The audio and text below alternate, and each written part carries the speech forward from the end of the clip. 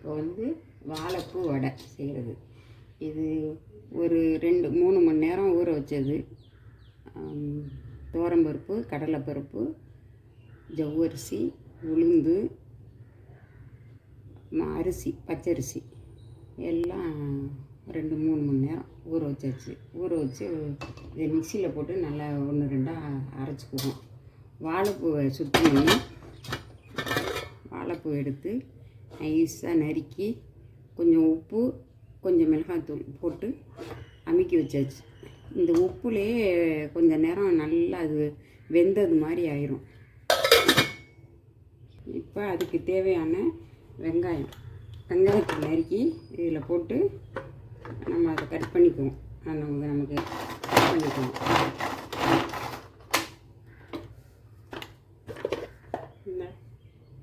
இந்த சைஸை கட் பண்ணிக்குவோம்.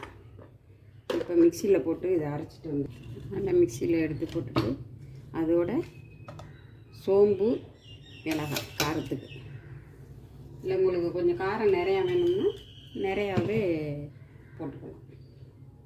இதை போய் அரைச்சிட்டு வந்துடுவோம்.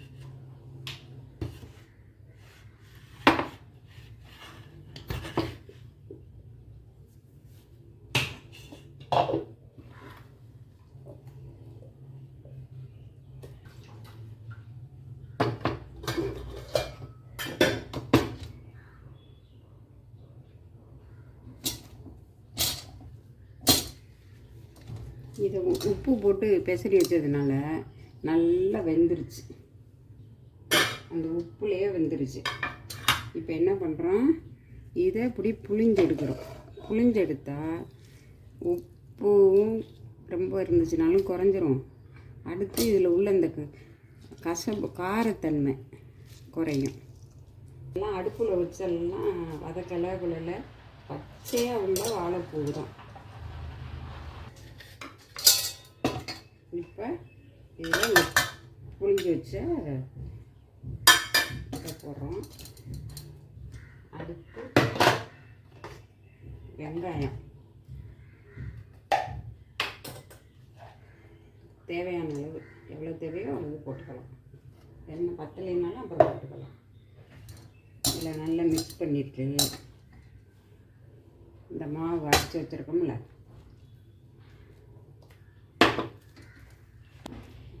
உப்பு போடுமான்னு பார்ப்போம். உப்பு பத்தாது. கொஞ்சம் மஞ்சத்தூள்,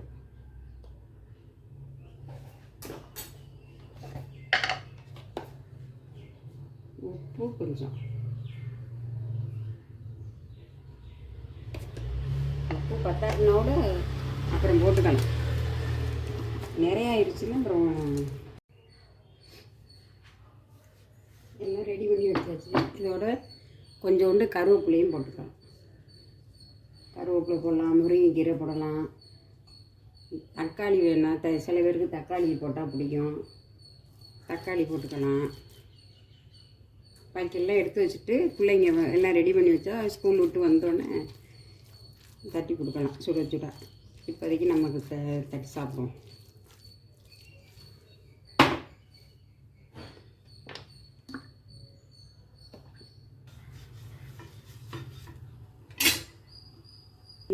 அடை சாதாரண அடைக்கி நம்ம என்னென்ன சேர்க்குறோமோ அத்தனையும் 4 பருப்பு சேர்த்து வாழைப்பூவையும் போட்டு தட்டுறோம். வாழைப்பூ கிடைக்கலையா, முருங்கீரை இருக்கா, முருங்கீரை போட்டு தட்டுறோம்.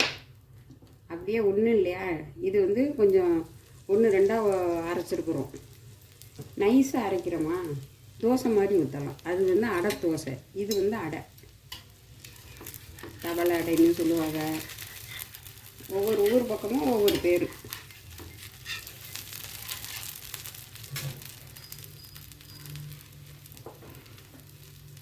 நல்ல எண்ணெயில் வெந்துச்சுன்னா முறுன்னு இருக்கும்.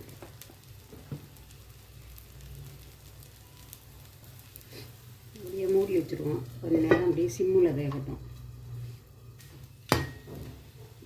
நல்லா வெந்து ரோஸ்ட் ஆயிடுச்சு. டெஸ்ட்டு தக்காளி கொஞ்சம் நறுக்கி வச்சதை இது அப்படியே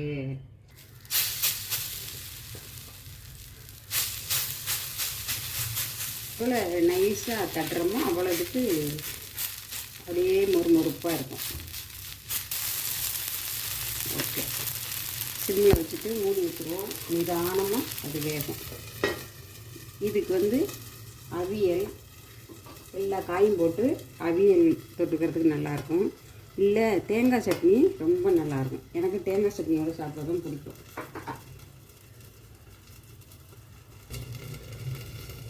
தேங்காய் சட்னிக்கு கொஞ்சம் பொட்டுக்கடலை, ஒரு பச்சை மிளகா, கொஞ்சம் தேங்காய் போட்டு அரைச்சிக்கணும். தக்காளி போட்டால் தான் ரொம்ப நல்லா இருக்கும். அந்த புளிப்புத்தன்மை, அந்த தக்காளி டேஸ்ட்டு நல்லா வந்துடுச்சு. ரோஸ்ட் ஆகிடுச்சு. அவ்வளோ ரெடி ஆகிடுச்சு. இந்த ஒரு சைடு நல்லா கொஞ்சம் வேகட்டும். அதுக்குள்ளேயும் சட்னி அரைச்சிட்டு வந்துடுவோம்.